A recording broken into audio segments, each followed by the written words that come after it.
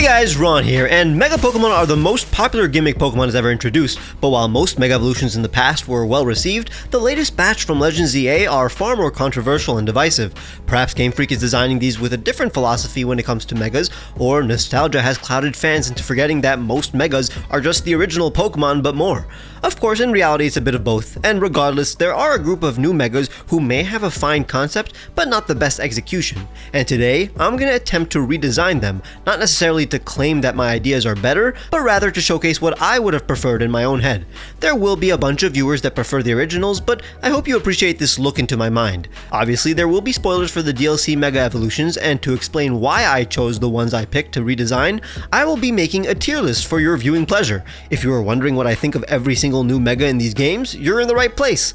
Let's begin with the Megas introduced in the main game of ZA. Mega Dragonite was the first to be announced. I very much thought he was underwhelming when I first saw it, but the more I think about it, I still like him as much as Dragonite, so it's not like I dislike this design. I'd prefer it to change a bit more, but the concept itself is still exactly what I wanted, which was a Dragonite with more Dragonair elements. B. Mega Victory Bell was super controversial when it was announced, but I generally think this is it's a great Mega. It's funny and entertaining while being intimidating. The concept of a pitcher plant producing too much acid and constricting itself in order to shut its mouth is very compelling. It makes for a good monster design. It also remixes the appeal of Victory Bell. It always seemed unapproachable and aloof, but now it's more expressive, which I like. I'll give it an A. Mega Malamar is another banger. To be fair, I'm a huge Malamar fan. It's in my top 20, and technically I like Malamar's base design more, but the tentacles forming a brain, exaggerating its hypnotic powers, and forming what looks like an entire nervous system is pretty dope. It's super pretty while being horrifying, and that makes for some of the most striking art. Another A. Mega Hawlucha is exactly what I expected it to be, but kind of less magnificent in its execution. It's wider with a color shift and doesn't add to the luchador concept that Hawlucha doesn't already have. I must admit, Hawlucha was an already perfectly designed Mon. This is a fine Mega Evolution, but not among the most impressive, so a high B is where I put it. Mega Drampa is extremely badass, turning the white fluffy cloud-like fur into storm clouds and maxing out his aura to look like a wise master's final form in a shonen anime is definitely the way to go for a Drampa Mega. It could be S tier if I didn't initially think it was a palette swap in my mind, so after much deliberation it deserves a high A. S tier is reserved for my personal favorites, so A is as high as a Mega can go without it being one that I connected with.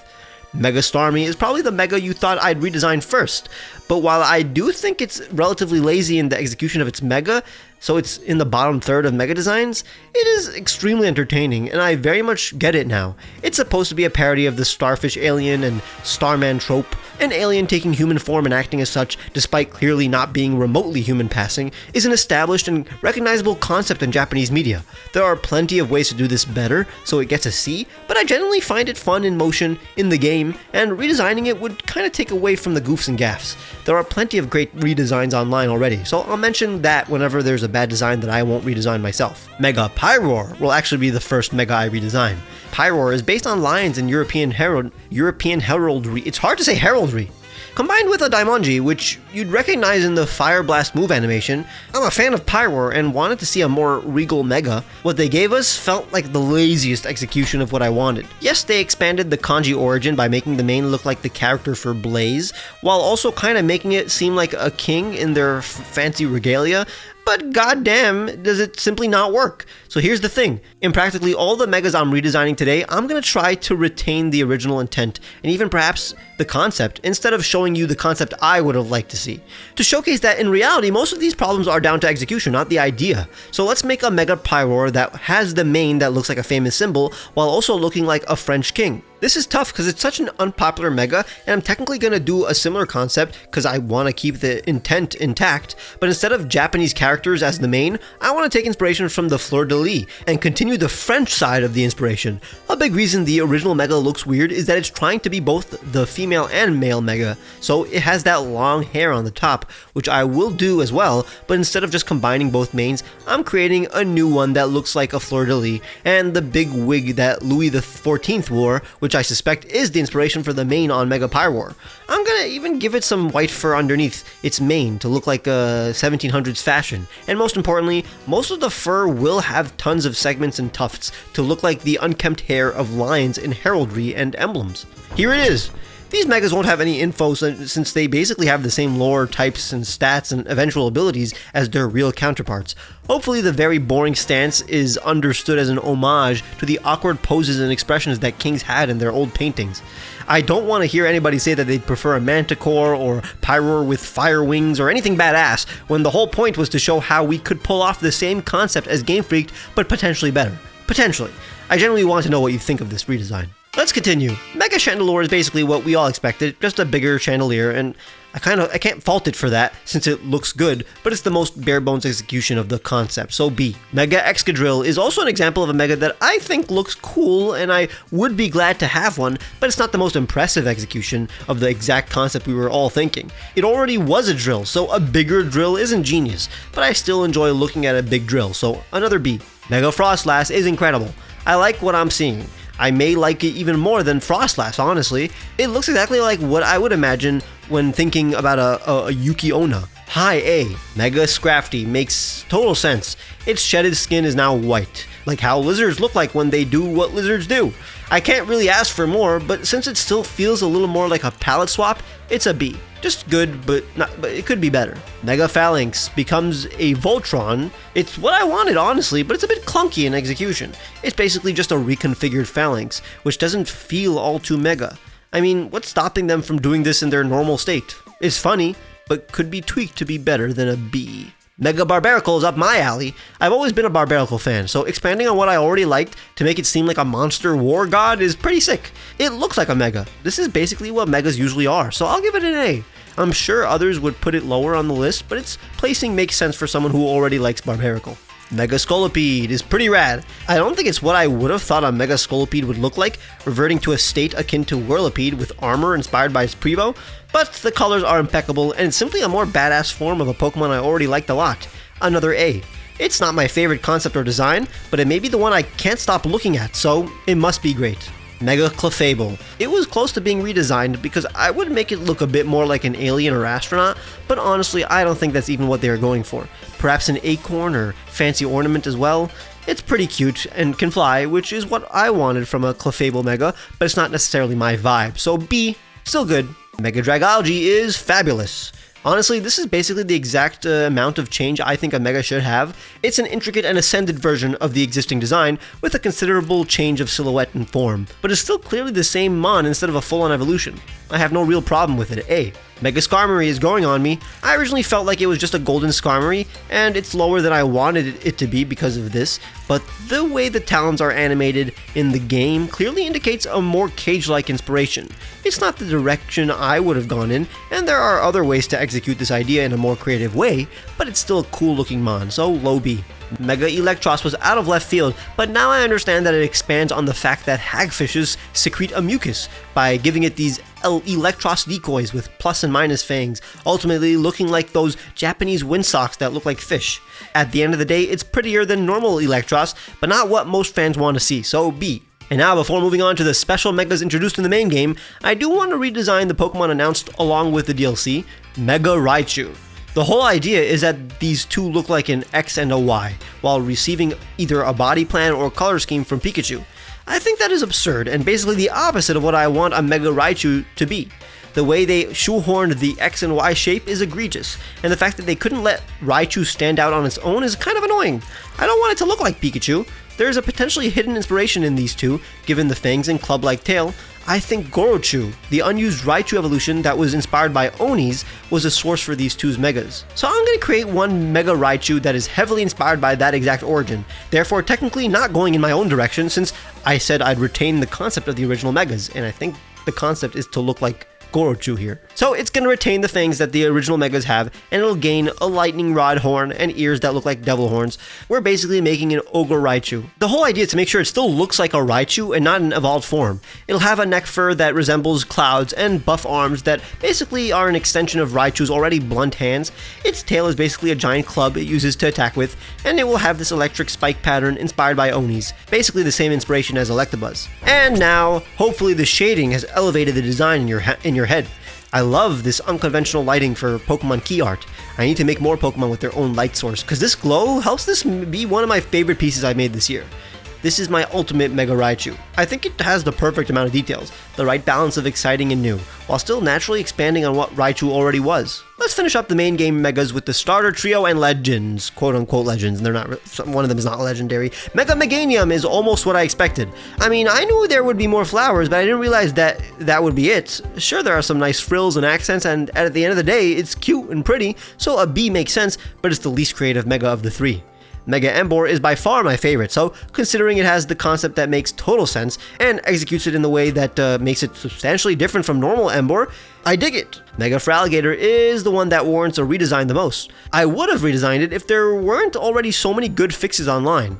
I'm totally down with the idea of its spikes becoming a hood-like fin that resembles a Totodile when clamped down, and the way the arms form the lower jaw of the silhouette is pretty smart, but this is almost like a beta version of this design. It's half-baked. It needs one more pass to look more natural and honestly more badass. I like it when its hood is down, and I'm not as bothered as some other people by the toilet seat when it's, up.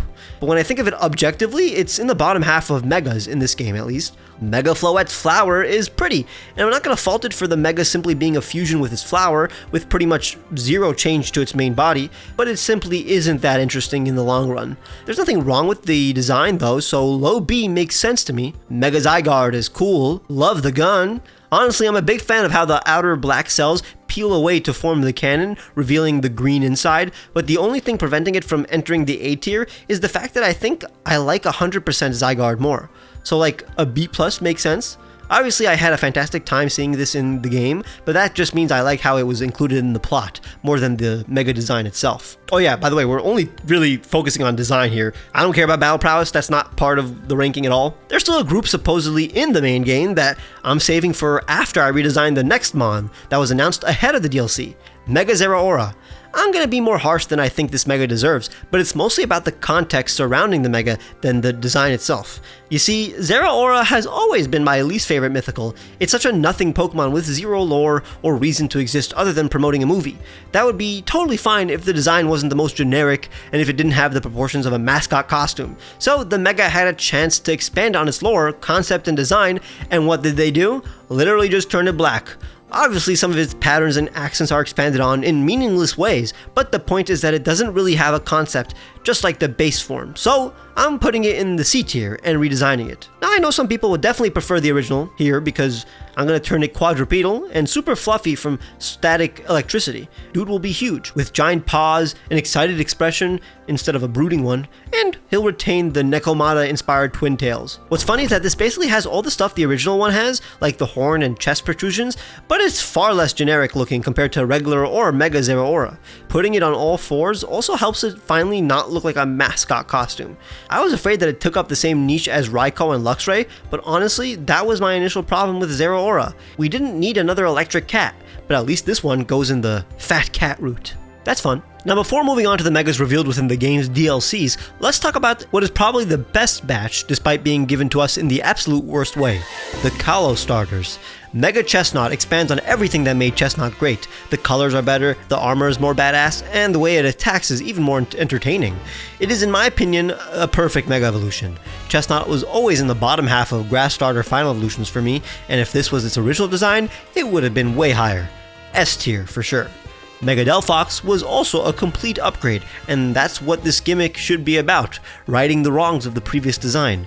Delphox is an okay Pokemon, but in terms of fire, starter, final evolutions, it is my least favorite. But this is amazing. Its inspirations are pretty blatant, so I don't have to explain why it nails the wizard look. And the colors are beautiful. Another S. Mega Greninja solidifies this group as the best batch. It's great too. I'm a big fan of Shinobis nowadays, so it floating upside down on a giant water shuriken makes total sense to me. I love the added black and lighter blue to contrast with each other, but ultimately it doesn't necessarily improve from the already amazing design that Greninja has. So it's an A for me. Nothing wrong with it technically, but not the one that blew me away the most. There were also 3 Megas revealed before the DLC was released. Mega Chimecho has a dual fold concept. It gains a group of chimes, but then one big ornament that looks like a Chingling. It's a bit much, but also that's kind of the point when you have a Pokemon based on a decorative sound maker. It's obnoxious a bit, but that's the point. I'd say this is as good as a B+ can be. Borderline A. Same as Mega Baxcalibur. I'm a fan of this Pokemon, and the Mega, while not the most clever, is as cool or even cooler than Baxcalibur. There are a bunch of great redesigns online or simply alternative concepts of a Mega Baxcalibur that do it justice, but I can't say I don't think this is sick. B+. Mega Lucario Z is incredibly pretty. I'm super down for a more feminine looking Lucario Mega with colors that are weirdly soothing. That combination is so aesthetically pleasing to me, as well as the patterns and pose. A tier. Let's finally delve into the Megas that would only have been seen if you played the DLCs, so major spoilers ahead. Mega Tatsugiri is basically all three forms on a platter. It's not the worst idea, but it's definitely the one that would require the least amount of effort. It may be a personal thing, but I always thought a Mega Tatsugiri would level up its draconic nature and make it look like a dragon roll or even tempura, like fried tempura shrimp. That's why I'm gonna redesign it as the sushi I thought it would always look like when evolved. So I'm making it one giant serpent with classic Chinese dragon elements and then bringing in the sushi roll armor. Instead of Mega Tatsugiri magically summoning the two other forms, the sushi rolls will help it split into three forms: the orange on top, the yellow middle, and the fried tempura pink tail. I think this is a better way to incorporate all three forms, while finally giving Tatsugiri the body shape of a dragon. Even the little inflatable sack that looks like rice on its chin mimics an Asian dragon's beard. It's got so much while looking relatively simple. Like, this could be a normal evolution of Tatsugiri, but is technically just three Tatsugiri sewn together. It's a fine balance. Mega Absol Z is neat. It was a fun surprise when I saw it, but I still kind of prefer the original Mega. The contrast of white and black is far more striking than black and gray, and the red wing claw isn't the most natural looking, although that may be the point. I'll give it a B for now. Mega Garchomp Z is fine. I think I still very much prefer the other Mega, but this is still a mighty fine Mega.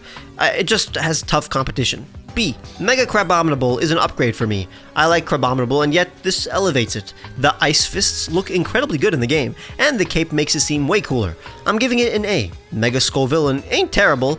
I like how they leaned into the dino aspect. The seeds are a clever way to add spikes, but the extra pepper tie is tacked on. I'm fine with the ruffian aesthetic, but it doesn't feel the most natural.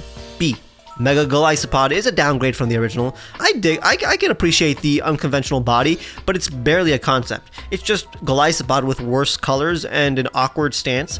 I'm a major Golisopod fan, so I had high expectations. Perhaps that's why I'm putting it in C. Mega Staraptor almost disappointed me, mostly because I could barely tell what it looked like as I battled it, but once I analyzed it, they did a great job. Dude looks as intimidating as it should be.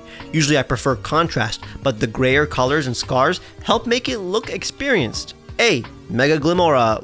It was rather disappointing. I always felt that Glimora was underwhelming and hoped that a Mega would expand on its concept.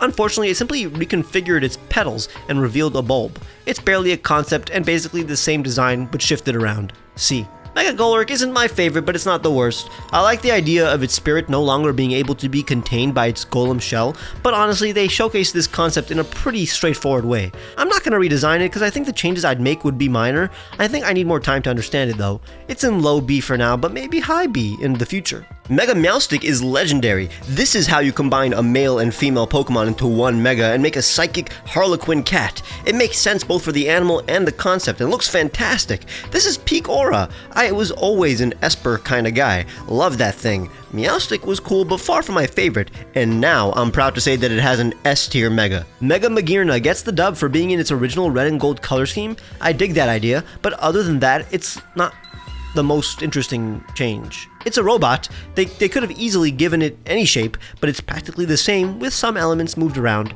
I'd redesign it, but honestly, the changes would simply be to make its legs long and the bob that it has more noticeable.